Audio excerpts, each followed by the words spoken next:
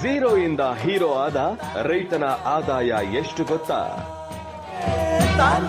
ಕಬ್ಬಿನ ಗಾಣ ಅಳವಡಿಸಿಕೊಂಡು ಲಕ್ಷ ಲಕ್ಷ ಆದಾಯ.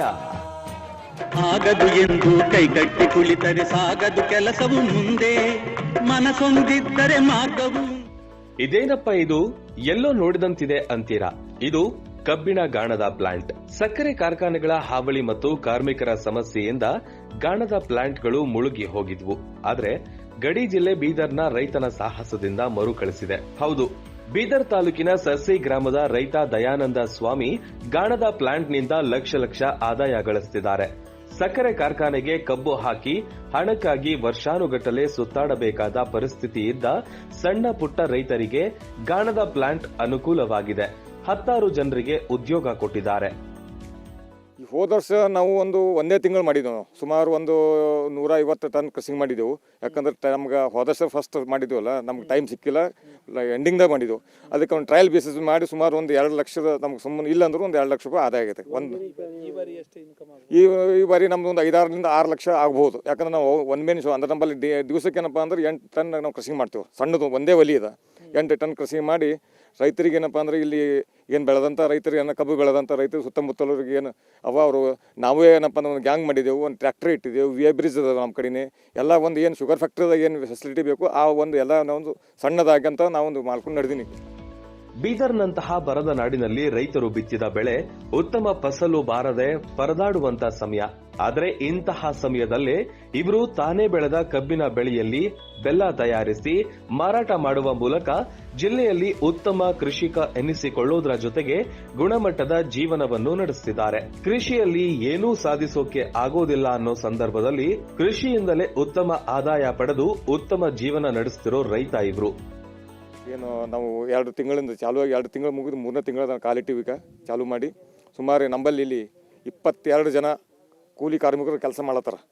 ಕೆಲಸ ಕೊಡುವ ಜೊತೆಗೆ ಇಲ್ಲಿನ ಏನು ರೈತರಿಗೇನು ಸಣ್ಣ ಪುಟ್ಟ ರೈತರ 1-2 ಎಕರೆ ಬೆಳೆಯವರಿಗೆ ಅವ್ರಿಗೇನಪ್ಪ ಅಂದ್ರೆ ನಾವು ಕಬ್ಬು ತೊಗೊಂಡು ಟೈಮಿನ ಪ್ರಕಾರ ದುಡ್ಡು ಕೊಡ್ತಾ ಇದ್ದೀವಿ. ಅದು ಮುಖ್ಯ ಅದ. ಈಗ ನೋಡ್ರಿ, ಮೊನ್ನೆ ಜಿಲ್ಲಾಧಿಕಾರಿಗಳಿಗೆ ನಾವೇ ಮನವಿ ಕೊಟ್ಟು ಬಂದೆವು. ಯಾಕಂದ್ರೆ ನವಂಬರ್ ಏನು ತೊಗೊಂಡು ಹೋಗಿರೋ ಕಬ್ಬು, ಆ ನವಂಬರ್ ಬೆಳೆದಂಥ ಕೊಟ್ಟಂಥ ರೈತರಿಗೆ ಇನ್ನೂವರೆಗೆ ಪೇಮೆಂಟ್ ಹಾಕಿಲ್ಲ. ಇದು ಫೆಬ್ರವರಿ 20. 8 ಎಕರೆ ಹೊಲದಲ್ಲಿ ಕಬ್ಬು ಬೆಳೆಯುತ್ತಿದ್ದ ದಯಾನಂದ ಸ್ವಾಮಿ ಮೊದಲು ಕಾರ್ಖಾನೆಗಳಿಗೆ ಕಬ್ಬು ಹಾಕ್ತಿದ್ರಂತೆ. ಆದ್ರೆ ಕಾರ್ಖಾನೆಗಳು ಸಮಯಕ್ಕೆ ಬಿಲ್ ಪಾವತಿ ಮಾಡದೇ ಇರೋದಕ್ಕೆ ಸಾಕಷ್ಟು ಬಾರಿ ಹೋರಾಟ ಕೂಡ ಮಾಡಿದ್ರು.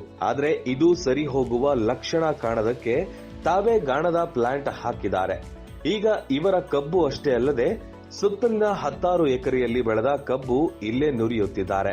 ರೈತರ ಹೊಲಕ್ಕೆ ಹೋಗಿ ದಯಾನಂದ ಸ್ವಾಮಿ ಅವರ ಕಾರ್ಮಿಕರು ಕಬ್ಬು ಕಟ್ ಮಾಡಿಕೊಂಡು ಬಂದು ಕಬ್ಬಿಗೆ ತೂಕ ಮಾಡಿ ರೈತನಿಗೆ 2600 ರೂಪಾಯಿಯಂತೆ ಕಾರ್ಖಾನೆ ನೀಡುವ ಬೆಲೆಯನ್ನೇ 15 ದಿನದಲ್ಲೇ ರೈತನಿಗೆ ಬಿಲ್ ಹಣ ಕೊಡ್ತಿದ್ದಾರಂತೆ. ಕಾರ್ಖಾನೆಗೆ ಸರ್ವದ ಮಾಡ್ತೀವಿ, ಕಬ್ಬನ್ನು ಕೊಡ್ತೀವಿ. ಅವರು ಕಾರ್ಖಾನೆಯವರು ಟೈಮಿಗೆ ದುಡ್ಡು ಕೊಡೋಂಗಿಲ್ಲ. ಒಂದೇದು ರಿಕವರಿ ತೋರಿಸಂಗಿಲ್ಲ. ರೈತರಿಗೆ ಏನಪ್ಪ ಮ್ಯಾಗ ಭಾಳ ದಬ್ಬಾಳಿಕೆ ಮಾಡಿ ನಾವು ಇಷ್ಟು ಹೋರಾಟ ಮಾಡಿ ನಾವು ಈಗ ಕೊನೆಗೆ ಏನಪ್ಪ ಅಂದ್ರೆ ಹೋದ ವರ್ಷ ಜನವರಿ ಒಳಗೆ ನಮಗೆ ಏನಪ್ಪ ಅಂದ್ರೆ ನಾವೇ ಯಾಕೆ ಒಂದು ಆಲೆಮನೆ ಏನು ಗಾಣ ಅಂತ್ರಿ, ಇದು ಏನು ಜಾಗ್ರಿ ಯೂನಿಟ್ ಗಾಣ ಅಂದ್ರೆ ಅದು ಹಳಿದವತ್ತು. ಈ ಜಾಗ್ರಿ ಯೂನಿಟೇ ಹಂಗೆ ಸಕ್ಕರೆ ಕಾರ್ಖಾನೆ ಅವ ಆ ಟೈಪ್ ನಾವು ಏನಪ್ಪ ನಮ್ಮ ಸ್ವಗ್ರಾಮ ಏನು ಸಿರ್ಸಿ ಗ್ರಾಮದಲ್ಲಿ ಇವತ್ತು ಇವರ ಗಾಣದ ಪ್ಲಾಂಟ್ನಲ್ಲಿ 100 ಗ್ರಾಂನಿಂದ ಅರ್ಧ ಕೆಜಿ, 1 ಕೆಜಿ, 2 ಕೆಜಿ, 5ರಿಂದ 10 ಕೆಜಿಯ ಬೆಲ್ಲದ ಮುದ್ದೆಗಳು ತಯಾರಿಸಿ ಮಾರುಕಟ್ಟೆಗೆ ಕಳುಹಿಸಲಾಗ್ತಾ ಇದೆ. ಇನ್ನು ಬೆಲ್ಲ ಕ್ಯೂಬ್ಗಳು ಭಾರಿ ಫೇಮಸ್ ಆಗಿವೆ. 12 ಗ್ರಾಮದ ಶುಂಠಿ ಕ್ಯೂಬ್, ಸೋಪು ಕ್ಯೂಬ್, ಬೆಲ್ಲದ ರುಚಿಯ ಸಾದಾ ಕ್ಯೂಬ್ಗಳು ಬೆಲ್ಲ ಸೇವಿಸುವವರ ಫೇವರೇಟ್ ಆಗಿವೆ. ಒಂದು ಕಾಲದಲ್ಲಿ ಕಬ್ಬಿನ ಗಾಣಕ್ಕೆ ಕಬ್ಬು ಹಾಕಬೇಕು ಅಂದ್ರೆ ರೈತರು ಹಿಂದೆ ಮುಂದೆ ನೋಡ್ತಾ ಇದ್ರು. ಆದ್ರೆ ಸಕ್ಕರೆ ಸಹವಾಸ ಬಿಟ್ಟು ಹೆಚ್ಚಿನ ಜನರು ಬೆಲ್ಲದತ್ತ ಮುಖ ಮಾಡ್ತಿರುವ ಹಿನ್ನೆಲೆಯಲ್ಲಿ ಮಾರುಕಟ್ಟೆಯಲ್ಲಿ ಇವರ ಪ್ರಾಡಕ್ಟ್ಗೆ ಫುಲ್ ಡಿಮ್ಯಾಂಡ್ ಬಂದಿದೆ. ರೈತರು ಸಕ್ಕರೆ ಕಾರ್ಖಾನೆಗಳ ಸಹವಾಸ ಬಿಟ್ಟು ಗಾಣದ ಪ್ಲಾಂಟ್ ಕಡೆಗೆ ಮುಖ ಮಾಡಿದ್ದಾರೆ. ಸುತ್ತಲಿನ 16 ಜನ ಸಣ್ಣ ಪುಟ್ಟ ರೈತರಿಗೆ ಗಾಣದ ಪ್ಲಾಂಟ್ ನೆಮ್ಮದಿ ಕೊಟ್ಟಿದೆ.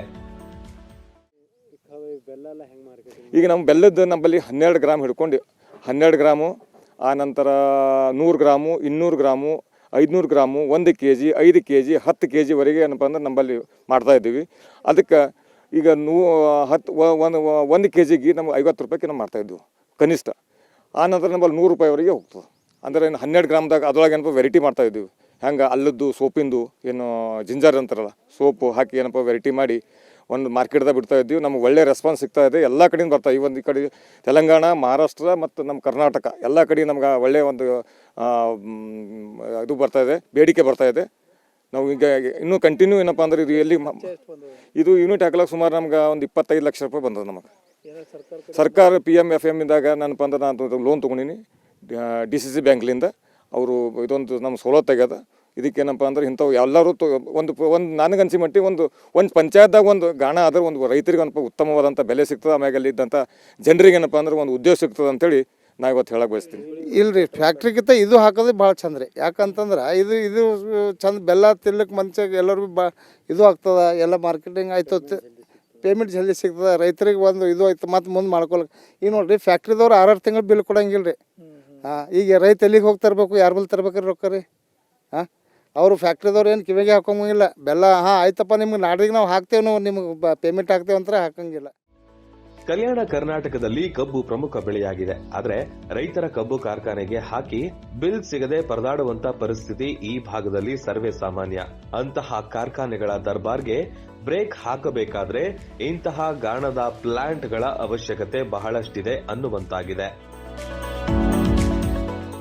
ಬಸವರಾಜ, ಜನಶಕ್ತಿ ನ್ಯೂಸ್, ಬೀದರ್.